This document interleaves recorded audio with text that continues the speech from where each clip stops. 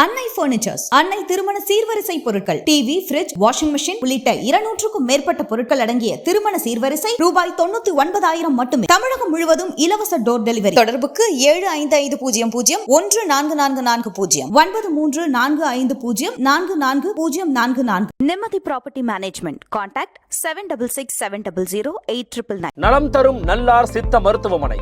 இதய நோய், சர்க்கரை நோய், பக்கவாதம், சிறுநீரக பிரச்சனை, தண்டுவடம் மற்றும் மூட்டு பிரச்சனைகளுக்கு மிகச்சிறந்த மருத்துவமனை.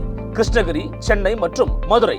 தொடர்புக்கு 8807666117 மற்றும் 8807666118.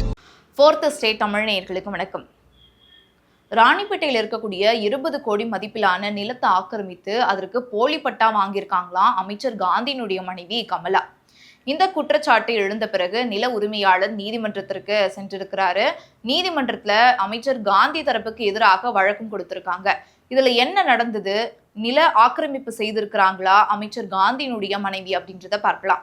ராணிப்பேட்டை நகரத்துல காந்தி ரோட் அருகில விஸ்வாஸ் என்ற ஒரு பள்ளிக்கூடம் இருக்கு. அது என்ன பள்ளிக்கூடம் அப்படின்னா, அறிவுசார் குறைபாடுள்ள சிறப்பு குழந்தைகளுக்கான ஒரு பள்ளிக்கூடத்தை அமைச்சர் காந்தியினுடைய மனைவி கமலா நடத்தி வராங்க. அந்த பள்ளிக்கூடம் இருக்கக்கூடிய அந்த நிலத்தினுடைய பரப்பளவு எவ்வளவு அப்படின்னு பார்த்தோம்னா 17,536. இந்த நிலத்தை நில உரிமையாளரிடம் எந்த ஒரு முன் அனுமதியுமே பெறாம இந்த கட்டடத்தை 2017ஆம் ஆண்டு கட்டியிருக்காங்க. இந்த நில உரிமையாளர் யார் அப்படின்னா, விக்டோரியா ஜூப்ளி கிளப் சார்பாக, அதாவது இந்த கிளப்பினுடைய தலைவர் மற்றும் அதிமுகவின் முன்னாள் எம்எல்ஏவுமான சந்திரசேகரன். இவர் 2018ஆம் ஆண்டு ராணிப்பேட்டை கூடுதல் மாவட்ட நீதிமன்றத்துல வழக்கு தொடர்ந்தாரு. இந்த வழக்கு தொடர்ச்சியாக நடந்து கொண்டிருந்தது. இந்த வழக்கு தற்போது நவம்பர் 25ஆம் தேதி இந்த வழக்கினுடைய தீர்ப்பு வெளியாக இருந்தது. இதனை விசாரித்த நீதிபதி பாலகிருஷ்ணன் அவர்கள் இந்த நிலத்தினுடைய உரிமையாளர் சந்திரசேகரன் அவர்கள் தான் அப்படின்னு தீர்ப்பு வழங்கியது மட்டும் இல்லாம, இது தொடர்பாக இந்த பட்டா உரிமை தொடர்பாக வருவாய்த்துறையினிடம் அணுகி பட்டா மாற்றம் செய்து கொள்ளலாம் அப்படின்னு தீர்ப்பு வழங்கியிருக்காரு. சரி, இந்த விவகாரத்துல என்னதான் நடந்திருக்கு அப்படின்னு பார்த்தோம்னா, விக்டோரியா ஜூப்ளி கிளப் என்பது ஒரு தொண்டு அமைப்பு.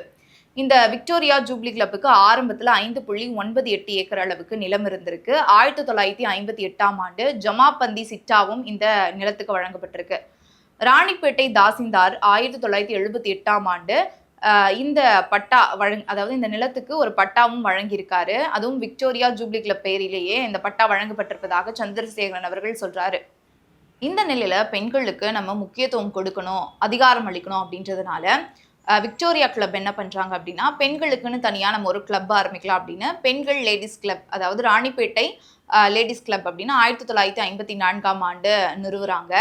இதுல இருந்த பெண்கள் பல பேர் யார் அப்படின்னா, விக்டோரியா கிளப்ல இருந்த உறுப்பினர்களுடைய மனைவிகள் தான். அவர்களுக்காக என்ன பண்றாங்க அப்படின்னா 17,536 பரப்பளவு கொண்ட நிலத்தை ஒதுக்குறாங்க. அதன் பேர்ல, அதாவது 25 வருடங்கள் குத்தகைக்கு விடலாம் அப்படின்னு சொல்லிட்டு ஒரு ஒப்பந்தத்தின் அடிப்படையில குத்தகைக்கு விடுறாங்க. பெண்கள் அதன் பிறகு அரசு உதவியினோட இங்க ஒரு கட்டடத்தையும் கட்டுறாங்க. ஆனா 25 ஆண்டுகள் கடந்த பிறகும் இந்த ஒப்பந்தத்தை புதுப்பிக்காம பயன்படுத்திட்டே வந்திருக்காங்க அப்படின்னு சொல்றாரு.